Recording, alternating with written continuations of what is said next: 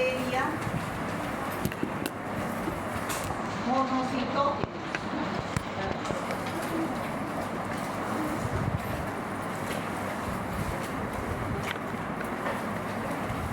Uno que produce la difteria respiratoria y la difteria cutánea. Y el otro que produce los cuadros clínicos de acuerdo a la edad, ¿no? En los neonatos produce meningitis, sepsis. En la embarazada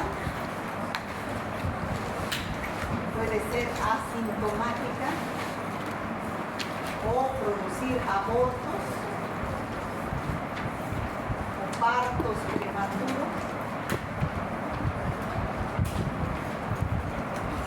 Partos prematuros en los inmunodeprimidos. Produce meningoencefalitis.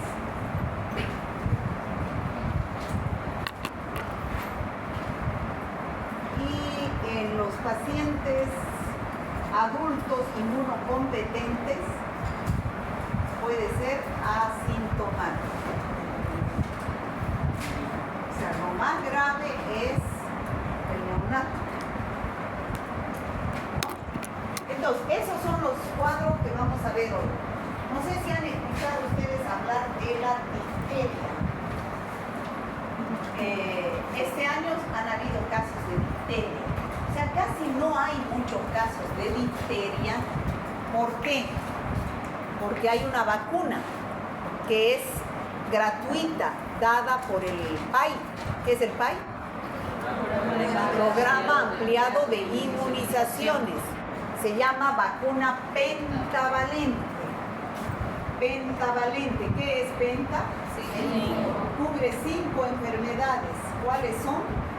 La difteria, el tétanos, la coqueluche, la meningitis, producida por Haemophilus influenza, no cualquier meningitis, y la hepatitis C. ¿Ya?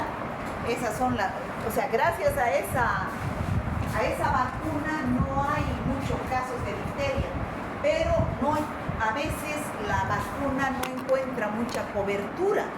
Quiere decir que no llega a todos los lugares y hay madres que no vacunan a sus hijos. Entonces son susceptibles de la difteria. ¿Y qué es la difteria?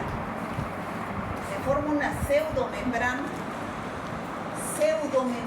una falsa membrana acá en las vías respiratorias superiores que puede producir obstrucción y asfixia gracias a una toxina que tiene la vacuna.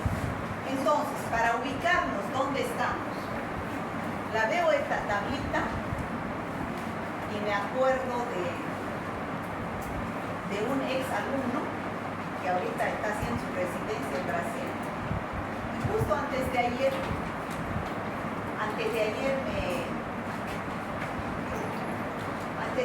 lo veo en Facebook, ¿no? Y estaba contento él. Y le digo, Erwin, ¿dónde está?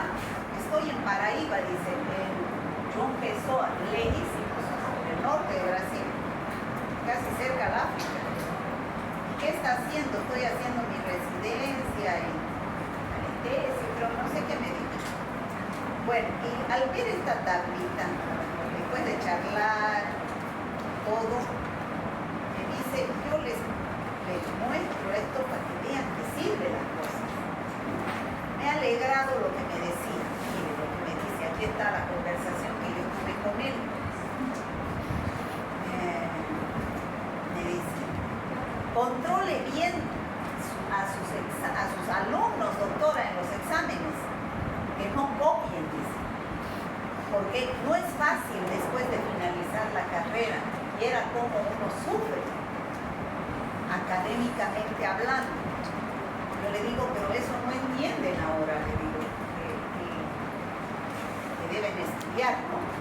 Sí, pero usted es buena doctora, que dice, hasta ahora sigo aquí con su libro, o sea, por la guía. Y no dudo que mejoró mucho en sus métodos de estrategia, en el método de enseñanza-aprendizaje. Me dice, la bacteriología clínica, dice, ¿no?, que enseña ayuda mucho. Después, recordar, me dice, esa tabla en el inicio del libro, me dice, esta es la tabla. Recordar esa tabla en el inicio del libro ayuda de más. O sea, ella está hablando de eso, ya se le gusta un poco.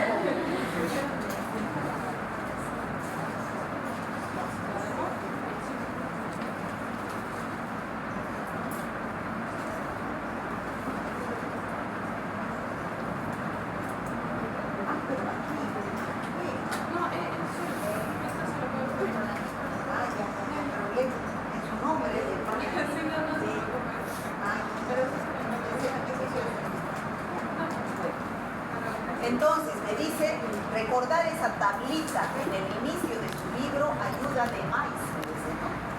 Porque todo eso, todo se resume en eso.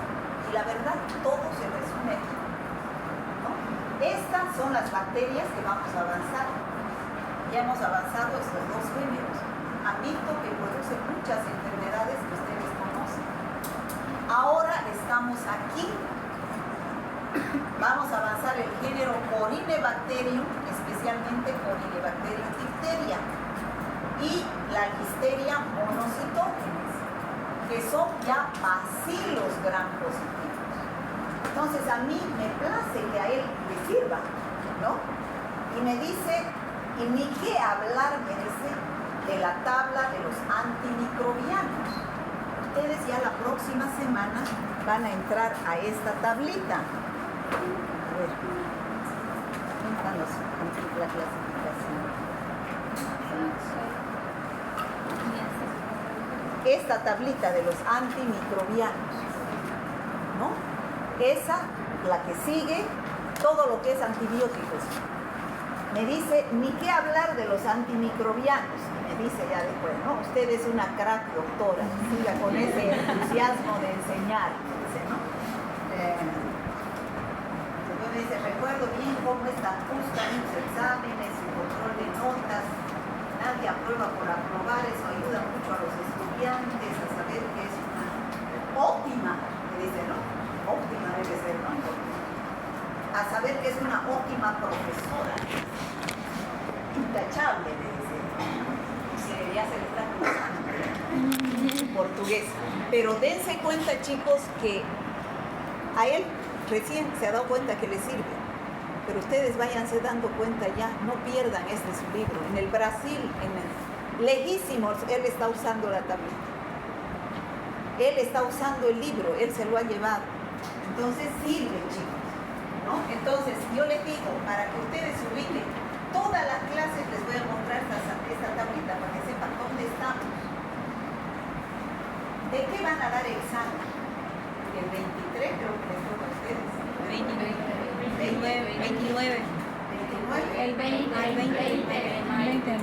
de mayo es su examen, ¿no? Entonces van a darte los 4 temas de generalidades, que son estructura, fisiología, patogenia y genética bacteriana. Staphylococcus, streptococcus serían 6. Corynebacterium, que vamos a avanzar, serían 7 con listerias, que es un solo tema. 7, Bacillus, 8, Clostridium, 9. Podemos anaerobios. ¿Ya? Entonces hasta aquí vamos a dar el examen. El segundo parcial es de todos los gram negativos, por eso están con rojo. Son todos los gram negativos, es más largo. O sea que aprovechen el primer parcial, sacar buena nota. Y el tercer parcial es de virología, de los virus. ¿Ya? Bueno, entonces, estamos aquí en Corynebacterium, seguimos con azul, ¿no? Corynebacterium diphtheria y Listeria monocytogenes. Vamos a avanzar primero el Corynebacterium diphtheria. El Corynebacterium diphtheria es un bacilo gram positivo, como vemos acá en la figura. Fíjense, bacilo gram positivo, bacilo, que dice que se agrupa en forma de letras B, X o letras chinas, ¿no? Así dicen los libros, que cuando uno lo ve en el microscopio puede estarse agrupando, formando letras chinas, ¿no? Es un bastón recto, ligeramente curvadito, que no forma esporas. Ya saben ustedes lo que es espora. No tiene cápsula y no tiene flagelos, o sea, son inmóviles. Y recibe su nombre porque en el año 1884 fue descubierto por dos médicos que son Edwin Klebs y Frederick Lofer. Por eso algunos libros lo nombran como el bacilo de Klebs-Lofer. Bueno, hemos dicho que la difteria, hay dos tipos de difteria. Esa bacteria, la Corynebacterium diphtheria, produce dos tipos de difteria. La difteria respiratoria, que es la más grave, y la difteria cutánea, ¿ya? Entonces, esta difteria respiratoria es la que forma una pseudomembrana que produce asfixia, no deja pasar el aire. Y además, ¿cómo se produce esta pseudomembrana? No es la bacteria la que produce esa pseudomembrana. O sea, el paciente abre la boca y está ahí la pseudomembrana. No es la bacteria, es una toxina que produce la bacteria, una potente toxina. ¿Qué hace la toxina? La toxina necrosa todas las células del epitelio respiratorio donde está la bacteria, necrosa, y de ese producto de necrosis se va a formar esa pseudomembrana. Es producto de tejido necrosado. ¿Ya? ¿Y qué es la difteria cutánea? Esta no es tan grave, aparece en la piel, en los lugares donde hay una picadura o en los lugares donde hay una quemadura, prolifera la bacteria, forma esta pseudomembrana que impide su cicatrización. Gracias. ¿Ya? ¿Cuál es más grave? La difteria respiratoria. Esas son sus dos formas líquidas. ¿Ya? Esta difteria respiratoria se localiza después de un periodo de incubación, es decir, ingresa por vía respiratoria. ¿Cómo se produce el contagio? De este paciente a este, es de humano a humano. Este paciente que tiene el bacilo, vamos a ver, gram positivo. Tiene el bacilo gram positivo. Al toser, al hablar en las gotitas respiratorias, este bacilo ingresa por vía respiratoria, vía aérea. Este es el enfermo y este es el sano, que también se llama el sano susceptible. ¿Por qué susceptible? Porque de repente no se ha vacunado, ¿no? Bueno, después de que ingresó al huésped susceptible, 2 a 6 días después empiezan los primeros síntomas. Faringitis, como si fuera una faringitis estreptocócica. Va donde el médico, empieza faringe eritematosa, edematosa, de repente es una faringitis. Vuelve 2 días después, ya está la pseudomembrana. Fiebre, postración, disnea, y no solamente se queda ahí la bacteria, sigue produciendo su toxina y se va hacia otros órganos. Se va hacia el corazón y produce miocarditis. Se va hacia el sistema nervioso y produce parálisis, ¿no? Y produce también afecciones en otros órganos, volviéndose generalizada la infección. Grave. El paciente no dura una semana si no recibe tratamiento. La cutánea, como les decía, se presenta en áreas tropicales donde aparece una pseudomembrana en el lugar de una picadura o de una quemadura, impide la cicatrización. El paciente no se muere por difteria cutánea, pero sí por esta difteria respiratoria. ¿Ya? ¿Y cómo es esa famosa toxina que produce la bacteria? Vuelvo a repetir, que produce la enfermedad no es la bacteria, sino la toxina de la bacteria. Esa toxina tiene dos fragmentos, fragmento A y fragmento B. El fragmento A es el enzimáticamente activo, es el que penetra en el interior de la célula respiratoria e inhibe la síntesis de proteínas. Al inhibir la síntesis de proteínas de la célula, ¿qué va a pasar? La célula se muere sin proteínas, se necrosa y se va empezando a formar la pseudomembrana. ¿Qué hace el fragmento B de la toxina? Hace que este fragmento A ingrese al citoplasma de la célula. Si no hubiera fragmento B, este fragmento A no puede producir la necrosis, la inhibición de la síntesis proteica. O sea que ambos se complementan. ¿Está claro, chicos? ¿Está claro cómo se produce la pseudomembrana? Sí. Entonces, aquí está el resumen. Es una enfermedad infecciosa aguda epidémica. ¿Qué quiere decir? Que cuando hay un caso de difteria, hay que avisar a las autoridades del CEDES. Es de declaración obligatoria. ¿Por qué? Porque este paciente puede multiplicar el contagio. Es bien contagiosa y es bien grave. Aparecen epidemias, ¿ya? Es una enfermedad de declaración obligatoria a las autoridades del CEDES. ¿Para qué? Para que ellos vengan y apliquen medidas de control. Entonces, si este paciente está enfermo, tienen que aislarlo, es decir, internarlo en un hospital, pero aislarlo en una sala solo, donde no entre otros pacientes y el personal de salud ingrese con material de bioseguridad bien especial. Debido a la toxina proteica producida por Corynebacterium diphtheria, se caracteriza por la aparición de pseudomembranas firmemente adheridas a ese exudado fibrinoso. Se forman principalmente en la superficie de las mucosas de las vías respiratorias y digestivas superiores, ¿no? Entonces, es la toxina con sus dos fracciones que ingresa y produce esta pseudomembrana, que es la que produce la afección de las vías respiratorias. Pero además, su acción patógena no se debe solamente a la toxina. Existen otros factores que ayudan, que son también factores de virulencia. Están el antígeno K, el core factor, enzimas como la hialuronidasa, la DNasa, que contribuyen a la toxina para que invada las membranas mucosas de las vías respiratorias, donde va a producir su toxina. Entonces, no solamente la toxina, también tiene otros factores de patogenicidad o virulencia. Entonces, ¿cómo se produce?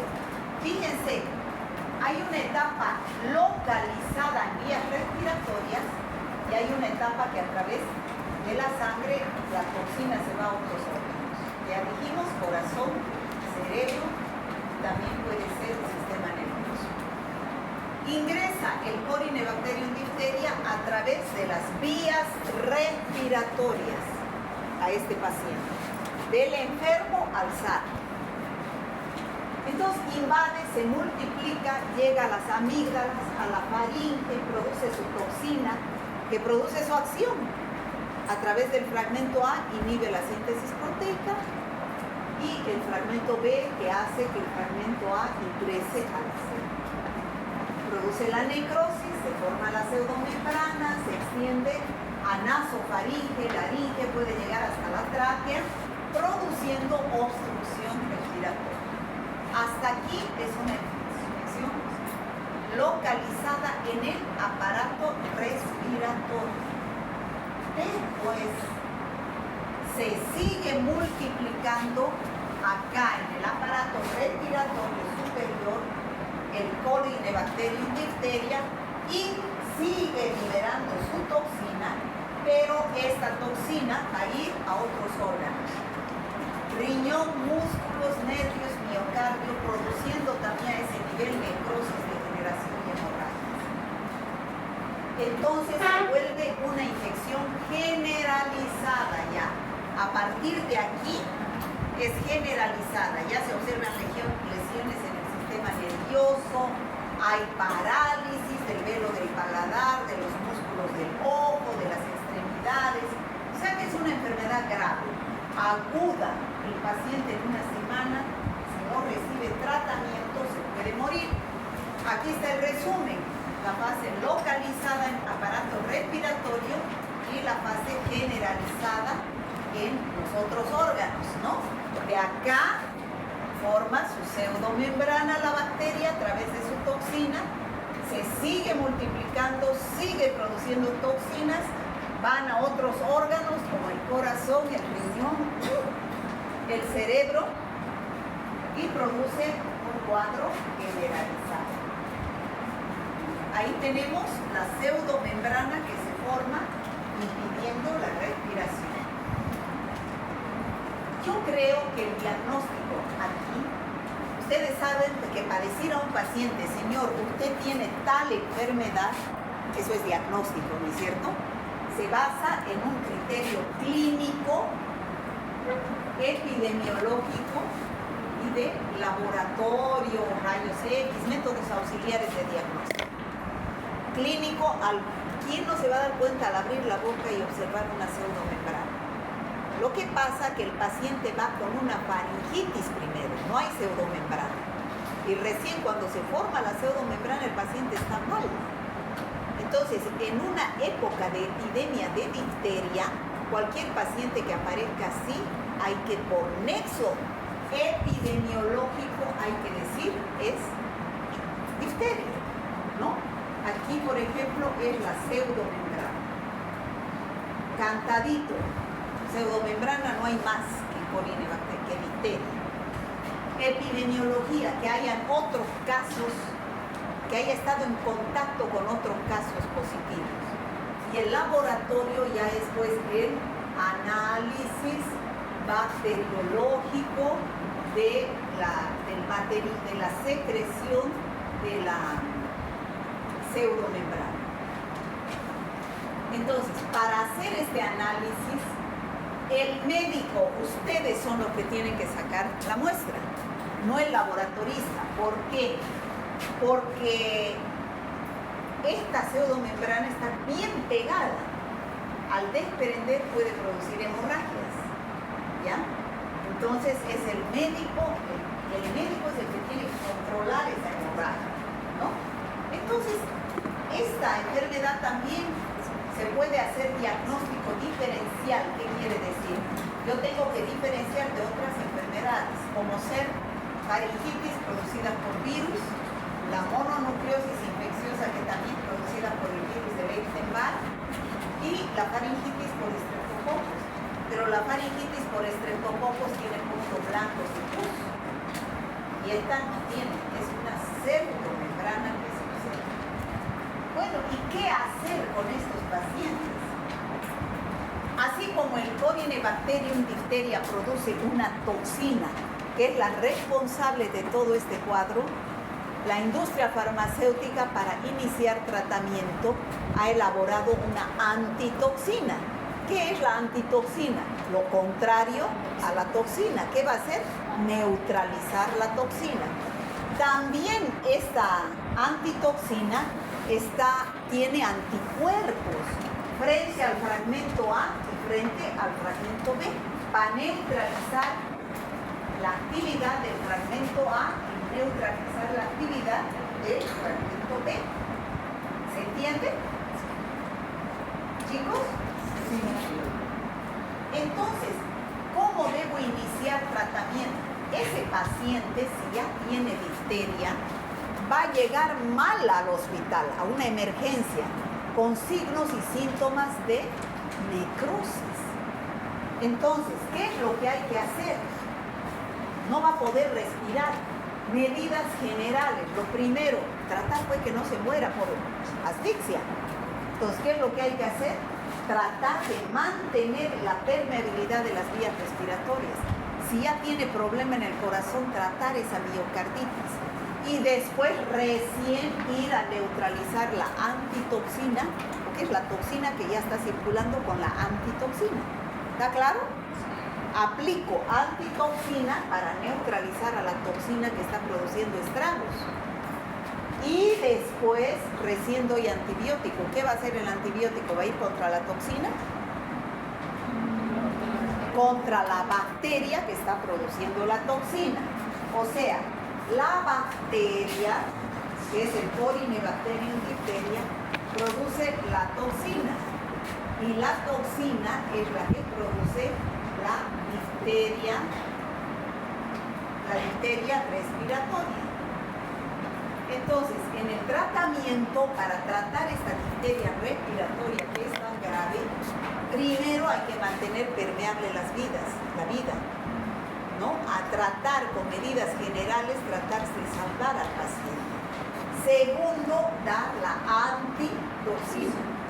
Y tercero es dar el antibiótico para destruir a la bacteria que no siga produciendo toxina. ¿Está claro? Ya, ese es el tratamiento de la difteria.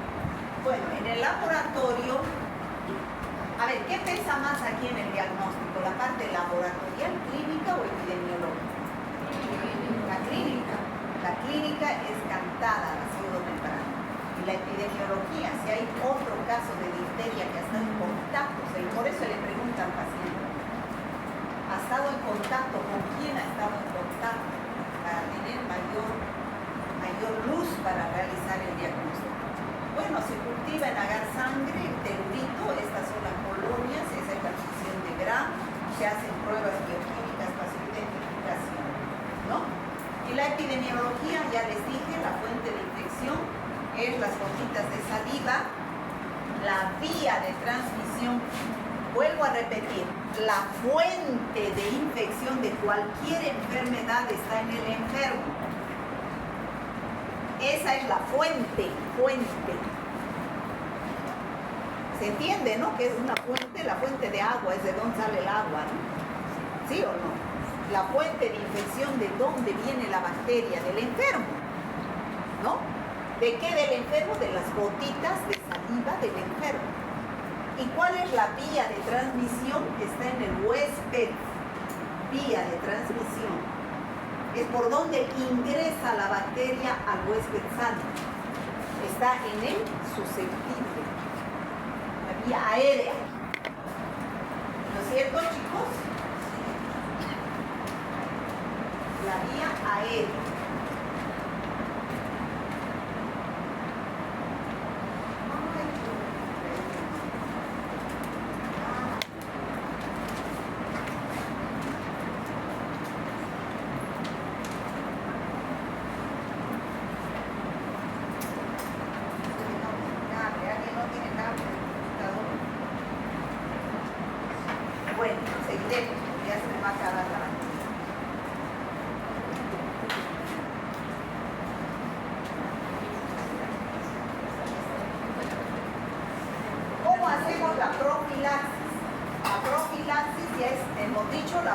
Pentavalente, pero en los recién nacidos, en lo que ves, segundo, cuarto y sexto mes de vida y una dosis de refuerzo al año y medio, y cubre las 5 enfermedades que dijimos, ¿no es cierto?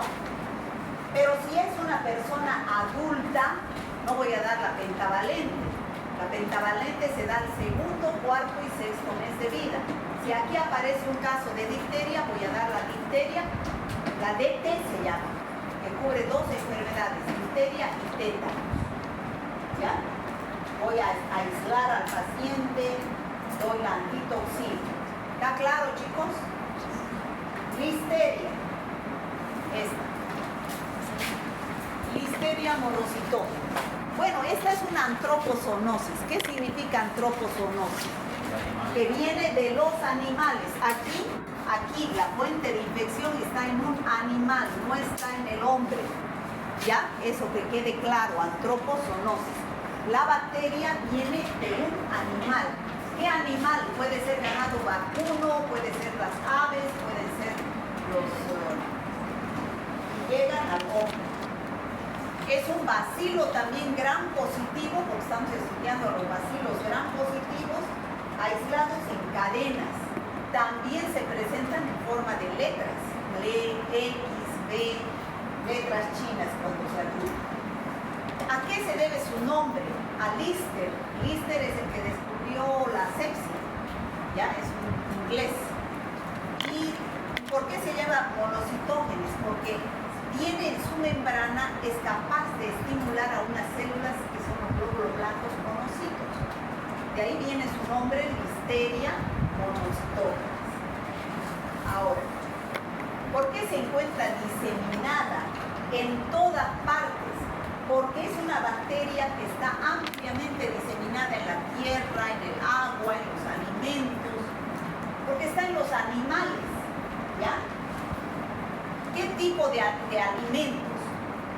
Los que utilizamos de los animales. Por ejemplo, si es un animal que está con listeria, por ejemplo el pollo, o está la vaca, su carne y sus productos también pueden estar contaminados con listeria. Leche, queso, carne, huevos, ¿no? Los animales domésticos y silvestres infectados, y también hay casos en que el humano infectado. Hay un solo caso en que el humano infectado y no el animal puede transmitir la infección, y es la madre embarazada. La madre con listeria a su bebé puede transmitirle listeriosis. Es el único caso que puede ser de hombre, de humano a humano, no de animal a humano. Los adultos es de animal a humano, ¿ya? Esos son los alimentos que pueden tener listeria. Es un patógeno intracelular, o sea que está dentro de las células, que puede crecer tras la ingesta de alimentos contaminados, ¿ya? Puede sobrevivir el pH ácido, el ácido gástrico y las sales biliares, por lo tanto fácilmente puede ingresar al organismo humano. También, o sea, no solamente ingresa aquí por 3 vías: vía aérea, en los establos, por ejemplo. En los establos donde hay animales enfermos, la gente que está con esos animales respira ese aire contaminado. Por vía oral, al comer esos alimentos contaminados, ya dijimos. Y también por vía cutánea, a través de una herida, ¿no? A través de una herida, al manipular esos tejidos infectados o animales infectados. Y la vía congénita, ¿no? Que es de la madre al hijo. Son las 4 vías de transmisión. Vamos a ver primero la vía congénita, porque es la más grave. ¿Cómo es que transmite por vía congénita? Puede ser que sea por vía transplacentaria. ¿Qué significa? Directamente en el abdomen de la madre, no en el útero de la madre, por vía transplacentaria, por medio de la sangre. Madre enferma, bebé. O también puede ser cuando nace por parto y esa madre tiene listeria monocitógenes en la vagina, igual que el Streptococcus agalactiae, puede producirse, aspirar las lesiones cuando nace por parto, ¿no? O sea, hay 2 vías por las cuales se puede transmitir. Una vía transplacentaria, vía sanguínea, y otra al inhalar las gotitas al pasar por el canal del parto de una madre colonizada. ¿Qué es lo que va a producir? Sepsis y meningitis neonatal. En el adulto son las otras vías: vía aérea, vía oral, vía cutánea, ¿no? Generalmente la vía aérea y la cutánea son enfermedades profesionales. Un carnicero que esté manipulando y tenga una heridita, un agricultor que esté en un establo y esté respirando ese aire contaminado donde hay animales enfermos, ¿no? Entonces, ¿qué cuadro clínico se produce? Yo les dije allá, el adulto sano, así como nosotros, generalmente son asintomáticos, pero están infectados. Está la bacteria dentro, pero no produce ningún síntoma. En los inmunodeprimidos se puede producir sepsis y meningitis. Pacientes inmunodeprimidos. Y así, acabó mi batería, chicos. Y en los pacientes que son en la paciente embarazada, ya dijimos, es asintomática. O si no puede no llegar a nacer. ¿Es HP? A ver, ojalá me haga.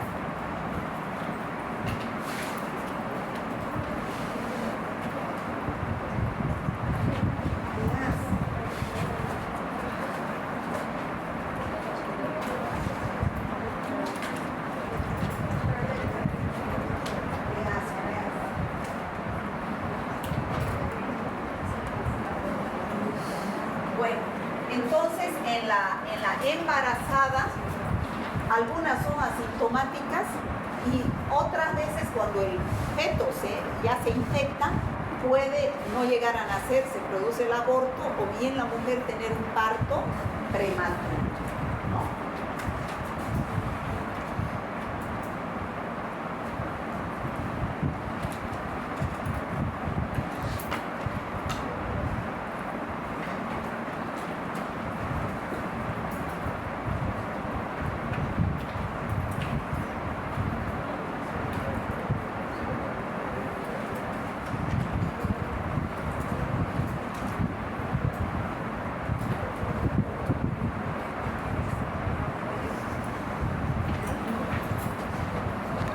Entonces, puede no llegar a nacer un aborto o un parto prematuro. Los neonatos, meningitis, es lo más grave.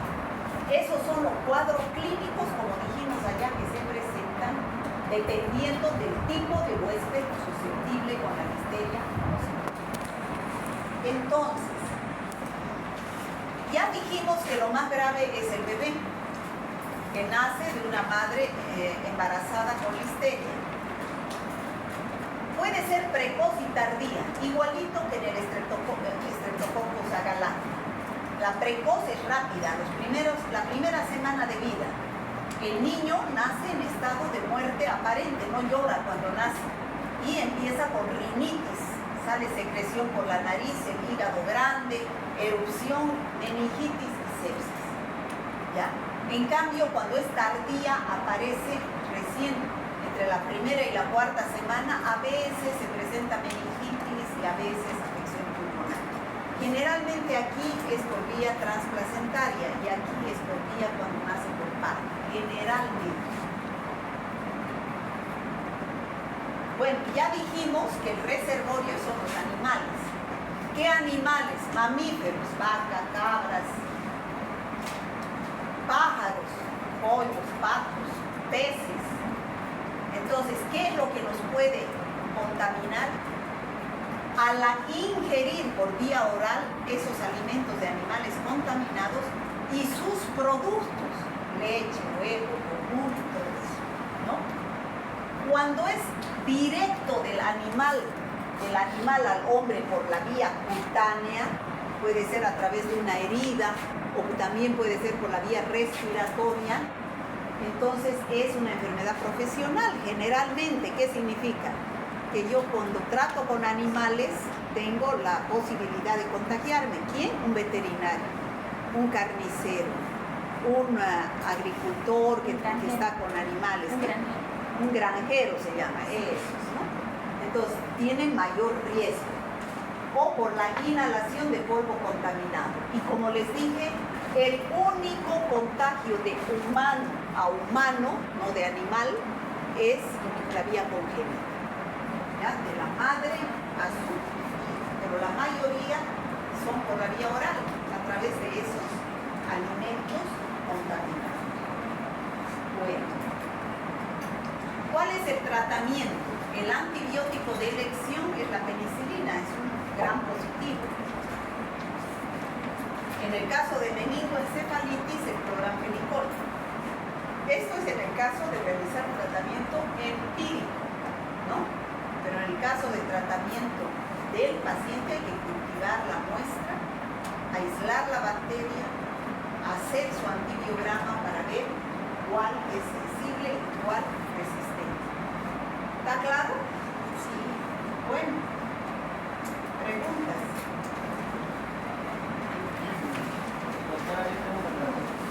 En el coinalterio, ya que hay tratamiento de las vías respiratorias altas, ¿cómo se daría el examen directo y de qué resultado si el taponamiento no se podría dar? ¿Cómo sería el examen directo? El médico, usted tiene que pedir, si quiere hacer análisis, porque el diagnóstico es pues, clínico, ¿no? Pero si usted quiere pedir para saber y estar seguro que es una Corynebacterium difteria, usted es el que tiene que sacar la muestra de esa pseudomembrana, desprendiéndola, pero puede causar hemorragias, y mandar esa muestra al laboratorio para hacer examen directo, tinción de Gram, cultivo y su antibiograma. ¿Ya? ¿Y cómo se mantiene la permeabilidad aérea en caso de que el paciente llegue grave? ¿Qué se hace? Bueno, pues el médico es el que tiene que hacer llega a emergencia. ¿Cómo se mantiene permeables las vías? A través de un respirador mecánico, a través de una traqueotomía, ¿no? Y los tratamientos empíricos son para mantenerlo, digamos, vivo al paciente para que no se... Para ganar tiempo. Sí, porque si no hasta hacer el cultivo... Porque si esperamos el cultivo, el paciente se nos muere, es una enfermedad aguda. Por eso hay casos en que el tratamiento empírico es necesario. En las meningitis, en las difterias, en la sepsis, es necesario. Porque se gana tiempo, no podemos esperar a que salga el resultado del cultivo. Pedir el cultivo, pero ya cuando sale el cultivo, ya entonces hay que ver si lo que estamos haciendo está bien. Si el paciente mejora y sale sensible en el antibiograma, está bien. Pero si el paciente no mejora y sale resistente, debo rotar antibiótico, cambiar, ¿no? Bueno, ¿cuál es la especie y el género Corynebacterium patógena para el hombre? ¿Cuál? Aquí está el nombre. ¿Qué morfología presenta esa bacteria? Bacilos gram positivos. ¿Y cuando se agrupan? Letras, chinas, X. ¿A qué se debe la acción patógena de esa bacteria? ¿Cuál es su factor de virulencia? La exotoxina. ¿No? Una toxina que tiene dos fragmentos. ¿No? El fragmento A y el fragmento B. ¿Y cuál es la acción de cada una de esas? El A. ¿Quién produce la necrosis? El A, porque inhibe la síntesis proteica. ¿Qué función tiene el fragmento B? Que la toxina ingrese hasta el citoplasma. Si no hubiera fragmento B, no puede ingresar. Y si no hubiera fragmento A, tampoco puede producir mecanismos. O sea, si no, A sin B no existe. Bueno, ¿cuál es la principal acción de la toxina difterica? Necrosis. ¿Qué cuadros clínicos de difteria conocen? La respiratoria, la cutánea. En el caso de una difteria respiratoria, ¿qué harían jóvenes? Respiración mecánica. Primero, ¿qué? Respiración mecánica. Medidas de sostén. Si viene con asfixia, con dificultad respiratoria, hay que permeabilizar esas vías. Si viene con miocarditis, hay que dar tónico cardíaco. Entonces, y después recién conseguir la antitoxina. ¿Para qué? ¿Cuál es la función? Neutralizar la toxina que ya está circulando. Y después el antibiótico. ¿Cuál es la acción? Destruir a la bacteria para que no siga produciendo toxinas. ¿En qué consisten las medidas generales? La seroterapia y la antitoxina, porque se utiliza el suero, el antibiótico. ¿Cuál es la fuente de infección? No,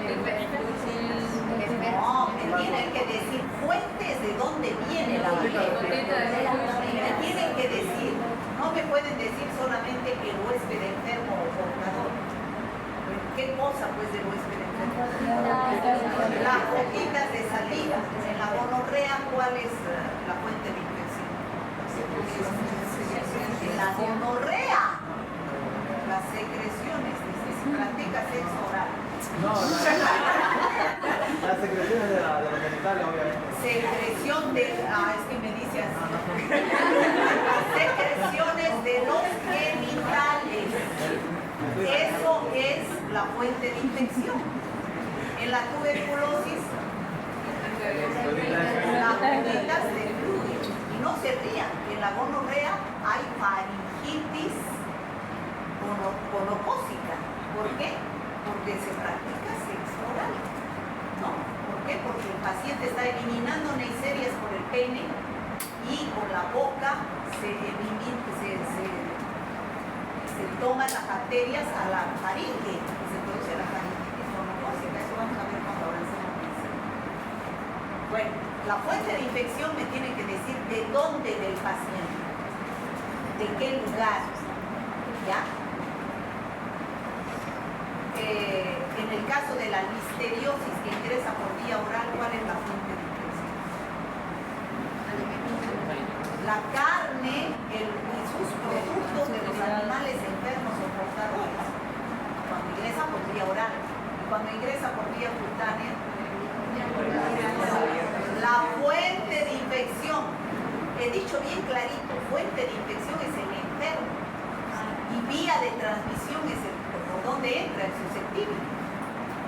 Cuando yo les hable de fuente de infección, ¿qué cosa del enfermo? En el caso de que ingrese por vía cutánea, en un carnicero, no, fuente de infección, la carne del animal, la carne que tiene listeria. Si yo les digo la vía de transmisión es la herida del enfermo, pues, la herida del huésped, del hombre, ¿no? En un veterinario, ¿cuál es la fuente de infección en un animal enfermo? El animal está con listeria. Y la vía de transmisión puede ser una herida o puede ser vía aérea también, ¿no? Ya queda claro la diferencia entre fuente de infección y vía. Fuente en el enfermo, vía en el otro, en el susceptible. Medidas de profilaxis de la difteria. ¿Qué harían con un paciente? ¿Profilaxis? ¿Qué es profilaxis? A ver, hay dos cosas diferentes. Una cosa es profilaxis y otra es tratamiento. No es lo mismo. Profilaxis es igual a prevención. Profilaxis es sinónimo de prevención. ¿Y en quién yo quiero prevenir? ¿En el sano o en el enfermo? En el sano. En el sano, pues.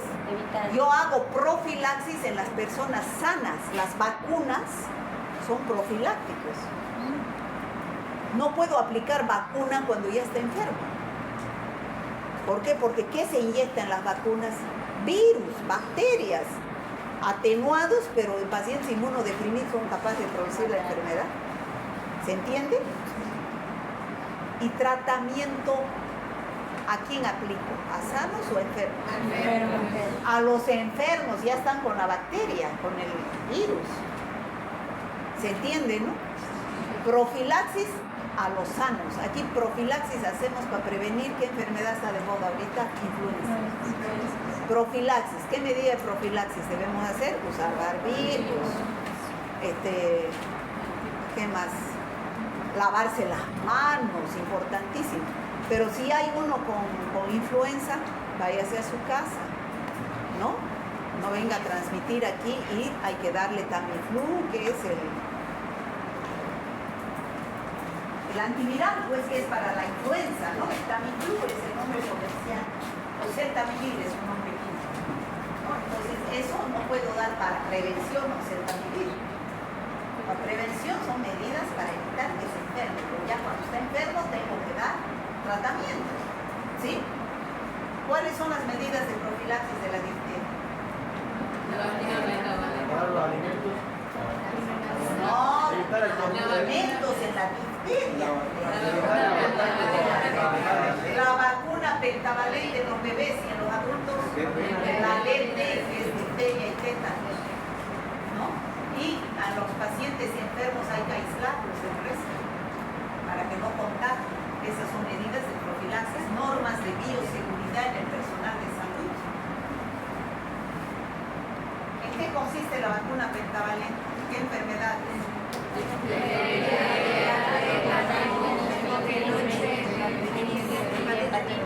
Ya.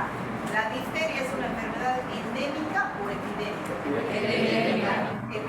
¿Saben la diferencia entre endemia y epidemia? Sí. ¿Cuál es?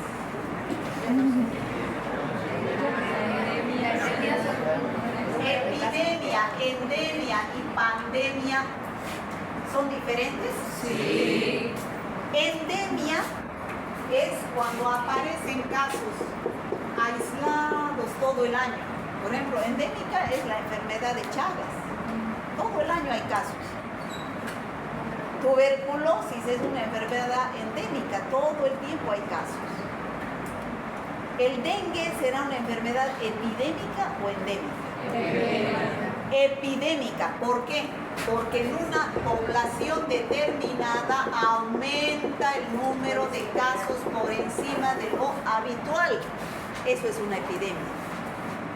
¿Y qué será una pandemia? Cuando abarca grandes poblaciones de gente y continentes enteros, como la pandemia del COVID, ¿no? La pandemia de la influenza, que han habido tantas pandemias. ¿Se entiende ahora la diferencia? Sí. Bueno, ¿cuál es la especie del género ya listeria? Listeria monocytosis. ¿Qué cuadro clínico presenta en el recién nacido? Meningitis en el adulto. En el adulto normal, uno competente.